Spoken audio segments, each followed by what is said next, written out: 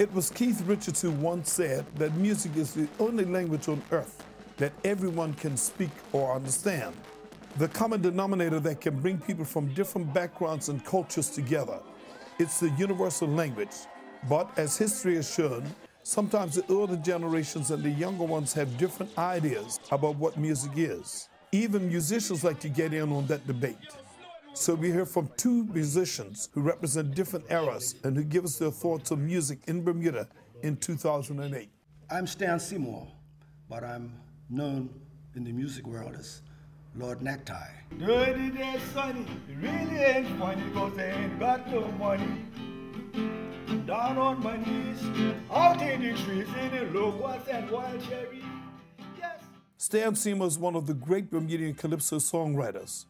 Together with the troubadors and many others, theirs was the sound of Bermuda from the early 60s to the late 70s. His songs were in the calypso style, guitar and harmonica, and the lyrics were often witty observations of Bermuda and all her quirks. He fondly remembers those days. I can remember performing. It happened on an island cruise. The Kitson cruise, we used to do the Swizzle Party and all that for groups. And we had the Golden Age group and all grandmothers. And in the morning, they were all very serious and Sunday school, quiet, nice, well-behaved. In the afternoon, when we served them swizzles, everybody sang and danced, and one of them jumped out and wanted to marry me. They were all like 80-something years old. Born in 1929, he got his musical genes from his grandfather, who he never met. James Seymour was a one-man band, often playing 4 or 5 instruments at the same time. After getting his start with Lance Seymour and then Hubert Smith's Coral Islanders, Stan broke out the gate with the Diddley Bumps and the Gooseneck Handlebars in 1963. It became a huge hit in Bermuda and the Caribbean. Soon after, Stan became a solo act and went on to win the Carnival King title 3 times. It was at these carnivals where he went up against many of the calypso greats from the Caribbean, and it was there that the name Lord Necktie was born. But after a period of great success, Stan was one of the many affected by changing tastes and the tough decisions made by his employers in the hotels. And we had a new manager that came in. And in 2 weeks, I was gone because he probably felt that, oh, we don't need that type of. So it wasn't that the tourists didn't like it. It was just his idea of entertainment was not that. And they would say, profits went down, they would say, you got a 5-piece band, we could only pay 3. So the steel band, 6 pieces, they said, decided we could only pay 4. So you'll have to take out 2, please, so that we can afford to pay you. So here's 6 guys that's been working together steady. Now what 2 you gonna take out? So when you take 2 out, the band sounds, the sound changes. Then somebody said, the steel band doesn't sound as good. So the flavor lose. So all of a sudden people stop going to see the steel band because the sound has diminished. Throughout the years, the music industry in Bermuda has not been kind to many of Stan's contemporaries. He now works sporadically for different events. Like the tourists in his song Sweet Music Man, he is searching and searching from Somerset to St. George's for not only that sweet calypso, but for that Bermuda sound that rang out from all over the land. Stan always remains hopeful for the future. We are searching, but the ingredients are there. They are there. It's just a matter of bringing them together and making the pie. My name is Gavin Sundjata Smith. I'm a singer, songwriter, musician, entrepreneur, artist, graphic designer. And we don't help each other like we did long ago. We don't treat each other like we're family at home. Gavin Smith is among the newer generation of songwriters taking Bermuda music in new directions. He and his band of Merry Men created Chew Stick, a bi-weekly open mic night. It's a collision of styles and cultures that's nearly unheard of in Bermuda, and is one of the only places in Bermuda where new talent is given an open platform. Bermuda music is very much alive. I think the industry itself is changing. I think the industry has yet to catch up to where a lot of the Bermudian talent is now and is going toward. The industry is kind of stagnant, though the musicians and the music is thriving. Like the younger generation has definitely taken music into more of the dance halls, more of this sort of underground scene where they're sharing amongst themselves. They don't really feel like they can do it in hotels, and realistically they probably can't. They can't take it into clubs because the clubs themselves are closing the door on a lot of the youth culture. It's there, but a lot of people don't actually want to see it because it is a lot more aggressive, a lot more edgy, and people don't know how to treat it, don't know how to embrace it. He feels that despite the problems of the past, his generation will claim the rebirth of Bermuda music. I think Bermuda's culture, musical culture, is struggling to define itself and struggling to have a form of identity. But I think it's well on its way. And I think our generation is the generation that's going to be the one that finally puts out a Bermuda voice that's actually Bermudian, that makes you feel like, oh, shoot, I know exactly that feel, that smell, that taste. I know what that artist is saying. I'm really looking forward to playing with Gavin because he's a younger musician, an entertainer coming along, and I'm looking forward. I want to see just what his ideas are. I'm freaked right out because, I mean, he's a legend, and I'm this young sprout that ain't really, you know, I don't know what to expect. I don't really feel very like I'm the best guitarist. And maybe there's some way I can help him. If he says, play an A minor, I'm gonna be like, oh. But I'm really, really looking forward to it. I think I'll be very excited to do something with him. But I'm looking forward to it, and I'm excited to see what we might be able to do together, you know. Stan and Gavin meet for the first time ever, and nothing has been rehearsed.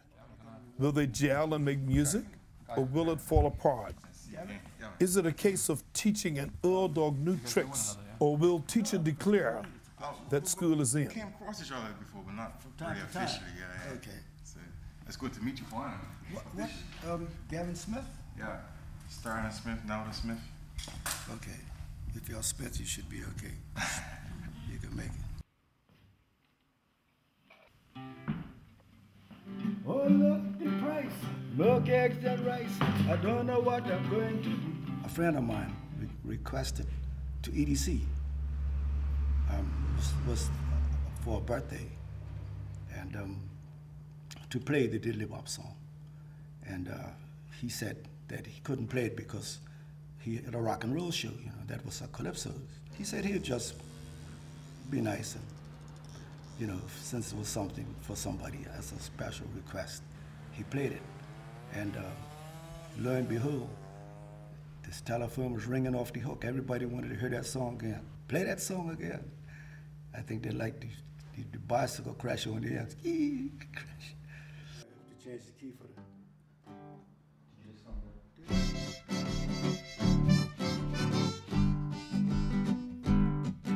Here in Bermuda we have a traffic rule. No matter what you drive, you gotta keep it cool. But the Diddley Bops used to break away, making speed records on the highway. The Diddley Bops and the gooseneck and the pop. 6 seconds to the motor car. Come round the corner for the road. Upon the sidewalk, I had to go. I was at home just fooling around with my tape recorder and my guitar. And that morning on the newspaper was a write-up about the young kids they called the Diddley Bops, how they were riding, zigzagging and whatnot. So I just took my guitar and started to strum along.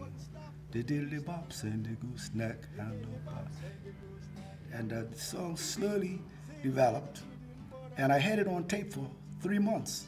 And I didn't think really that it was anything special until I tried to sing it with an audience. And I noticed I was getting a good reaction. Making 20 miles on the highway. Not fast Something enough. like a rocket shot past me. It was a Diddley Bop on a spree, yes. The Diddley Bops and the gooseneck and the bop. Beep beep. 6 seconds to the motor car. Come round the corner for the road. Upon the sidewalk, and we go together now. I said, well, when I was a little kid And my mother sent me to the grocery store. She said, got a small loaf of bread and a quarter pound of ham. Something like that, you know. I would sing a song about it. I said, small quarter pound of ham on a small loaf of bread.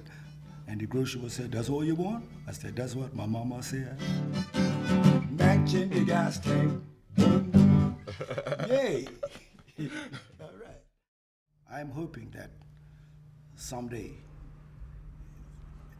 we can really get a hold of a lot of our culture and put it to music, because I think it would be really something wonderful. That's what I hope for.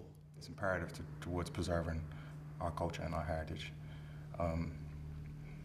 So for me, it became, I guess, a goal of my music to try and strip myself of a lot of my influences and talk about things that relate to Bermuda in the local context and try and make it also internationally sort of flavored so it can still kind of get over. Bang it out. Yeah, do it.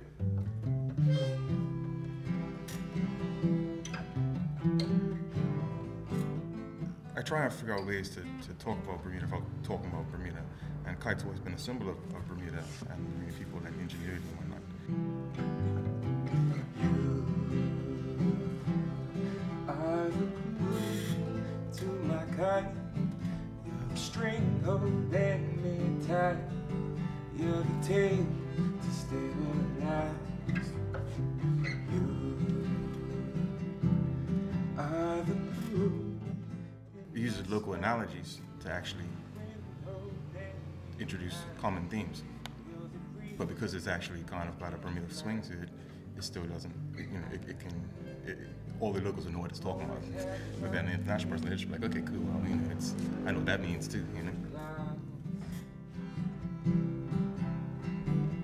You kept me grounded. You're the only one who could pull me down. You saw the me that I could be. You put me together with pieces that you found. I might go off to play, I'll withstand. I fly away, but no matter where I go, I'm never far. It's my first real song about God, but it ended up being actually a love song, ironically, which I don't think should and could be separate. I mean, you should have a love relationship with God. And so it's kind of a love song, but it's a love song to God. But in this song, God's a girl. Come on, baby, let's go fly kite up to the highest heights. Come on, baby, let's go fly my kite up to the highest heights. Come on, baby, let's go fly my kite up to the highest heights. Come on, baby, let's go fly my kite up to the highest heights. I said, come on, baby, let's go fly my kite up to the highest heights. Come on, baby, let's go fly my kite up to the highest heights.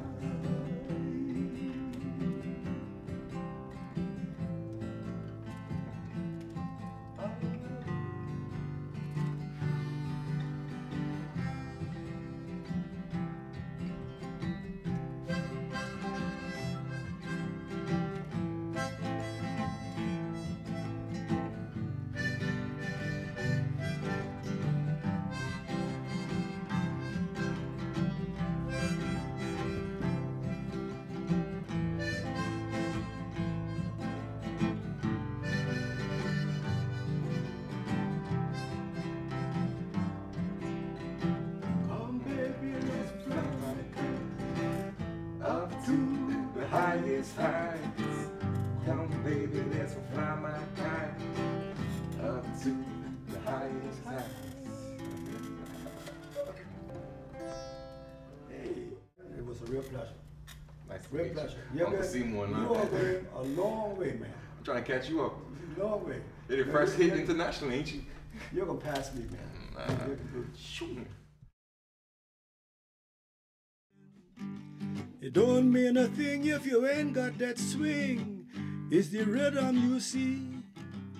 Sweetheart, I will show you how to stroke the ball from the tee. Booba-dum, bibi-dum, biba-dum, ba-dum, ba-da-dum. Can't imagine Bermuda, one people, one land, one tree growing together from the roots to every branch. Something like that, then. That's nice.